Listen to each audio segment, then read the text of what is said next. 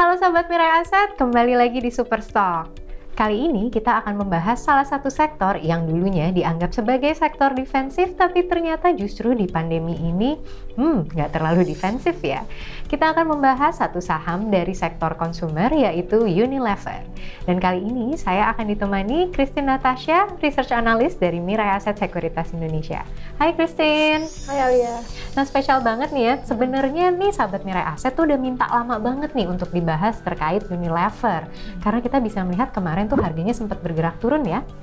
Nah, tapi perkembangannya sejauh 2022 ini seperti apa nih saham Unilever?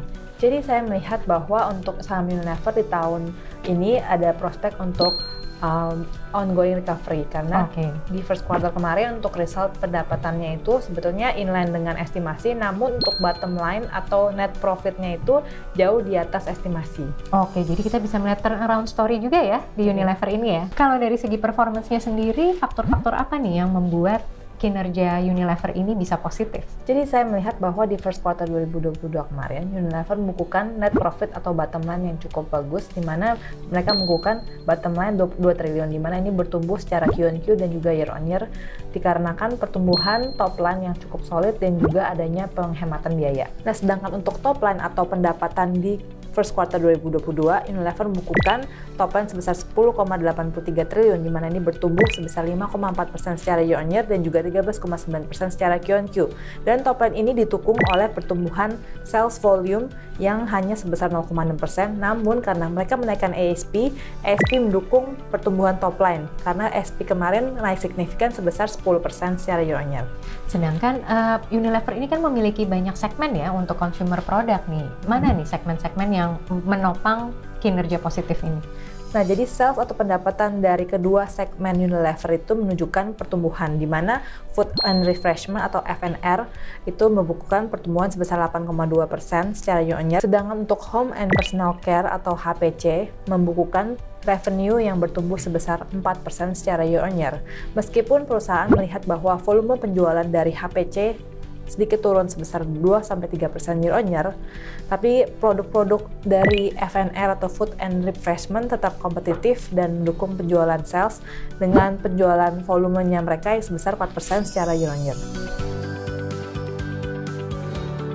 Indikator good performance perusahaan yang baik juga ditunjukkan dari tingkat pertumbuhan penjualan dan juga gross marginnya. Bagaimana nih dengan Unilever di 2022 ini? Jadi terakhir kali kita melihat bahwa Unilever membukukan kontribusi penjualan dari unit HPC yang lebih tinggi daripada unit pack yang lebih rendah. Di mana ini dikarenakan untuk kategori HPC cukup menantang karena konsumen itu beralih ke produk-produk yang lebih murah. Kenapa tuh konsumer beralih ke harga-harga yang lebih murah? Ini tuh dikarenakan karena kompetisi yang sangat ketat dengan pemain lokal saat ini yang ada, dan juga purchasing power yang sedikit melemah dikarenakan pandemi ini, situasi saat ini. Untuk penjualan F&R atau Food and Refreshment, produk-produk seperti Royco, Buavita, dan juga Bango menjadi penopang pertumbuhan mereka.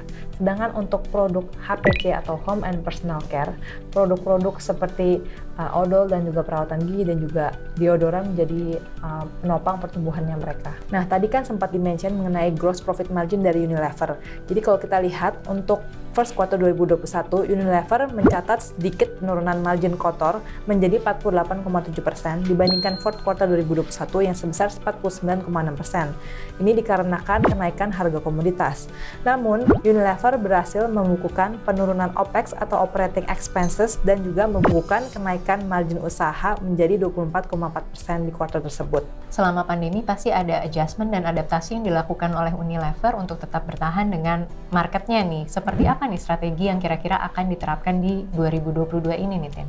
Jadi Unilever memiliki 4 strategi utama yang mereka lakukan untuk mendorong pertumbuhannya mereka lagi ke depannya. Yang pertama itu adalah memperkuat dan juga membuka potensi dari merek-merek unggulan mereka saat ini. Dan yang kedua itu adalah memperkaya portfolio dari Unilever. Yang ketiga itu adalah menjadi pusat eksekusi untuk putusan di channel-channel saat ini dan juga di masa depan.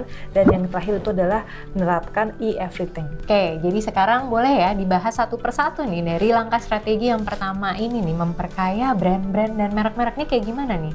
Jadi yang pertama itu adalah strengthen and unlock core business dari perusahaan, di mana ini juga termasuk berinvestasi lebih di media iklan dan juga televisi untuk meningkatkan mereka punya brand portfolio dan juga daya saingnya mereka di pasar personal beauty and personal care saat ini. Dan untuk meningkatkan pangsa pasar saat ini, Unilever juga melakukan banyak inovasi untuk memperkaya portfolio mereka saat ini sehingga dapat meningkatkan konsumsi daripada masyarakat karena mereka menciptakan produk-produk yang lebih relevan di masyarakat saat ini. Strategi bisnis Unilever yang kedua adalah play the portfolio both premium and value segment. Ini bisa dijelaskan nih seperti apa? Jadi Unilever itu menggunakan portfolio-portfolionya itu dengan maksimal agar dapat mencapai target marketnya mereka yang lebih banyak lagi ke depannya. Untuk pertumbuhan segmen menengah ke atas, ini diharapkan dapat didorong dengan cara melakukan premiumisasi produk kecantikan dan juga perawatan pribadi atau personal care-nya mereka, dan juga produk-produk F&R atau food and refreshment produk mereka seperti ice cream, di mana yang ini menjadi fokus perusahaan saat ini. Dan di sisi lain untuk segmen yang value atau lebih menengah ke bawah juga ditargetkan dengan portfolio yang lebih berbeda dengan harga yang lebih terjangkau. Strategi Unilever yang ketiga adalah be the execution powerhouse in current and future channels. Nih, kayak apa nih strateginya?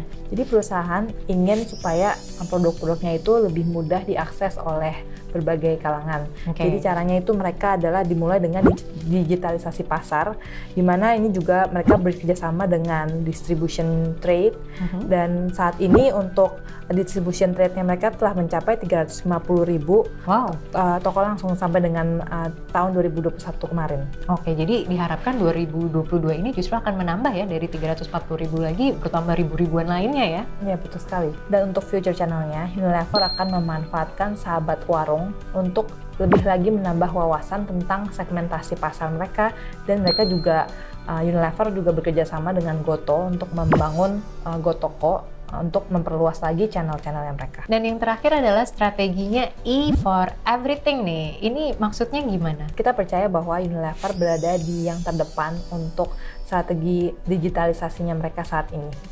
Jadi dengan pemasaran berbasis data dan juga wawasan yang lebih baik, kita percaya bahwa Unilever akan dapat memperoleh pemahaman pasar dan juga yang lebih baik ke depannya. Selain keempat strategic priorities yang tadi sudah diinformasikan, adakah faktor pendukung lain yang bisa mendorong pertumbuhan Unilever? Jadi perusahaan memiliki 4 faktor utama untuk mendukung pertumbuhannya ke depan.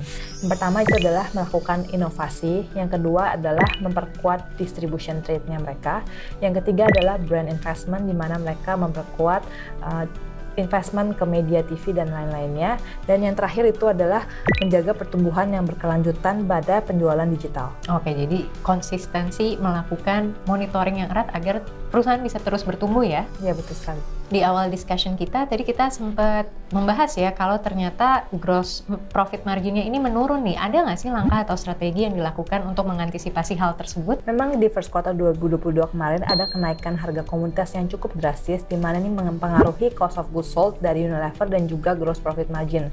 Namun demikian, Unilever mampu mempertahankan gross profit marginnya mereka di level yang relatif lebih stable dibandingkan sebelumnya karena ada kenaikan ASP dan juga penghematan biaya. Kedepannya, harga komoditas diperkirakan akan bergerak naik seiring dengan kenaikan inflasi, di mana ini akan mendorong ke kontraksi gross profit margin.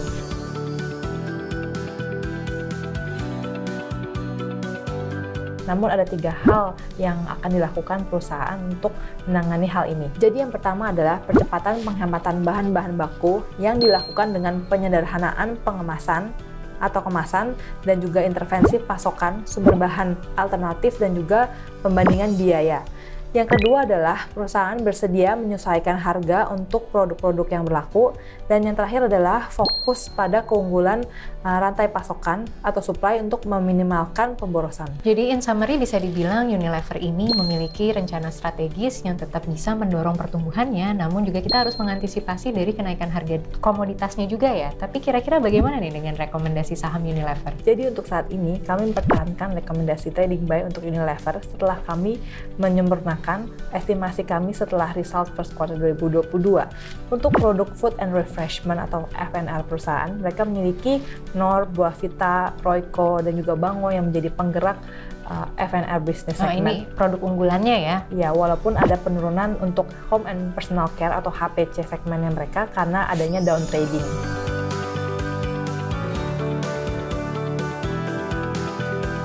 Dapat kita simpulkan bahwa kinerja Unilever sepanjang Q1 2022 ini cukup solid dan masih ada potensi ke depannya karena perusahaan memiliki komitmen untuk terus tumbuh dan berkembang dengan berbagai inovasinya. Semoga ulasan dari Christine Natasha tadi dapat membantu sahabat Mirai Asset untuk menentukan langkah strateginya. Apakah Unilever akan ada di portofolio teman-teman? Sekian ulasan Superstock dengan saham Unilever hari ini. Sampai jumpa di Superstock selanjutnya dan pastinya happy cuan!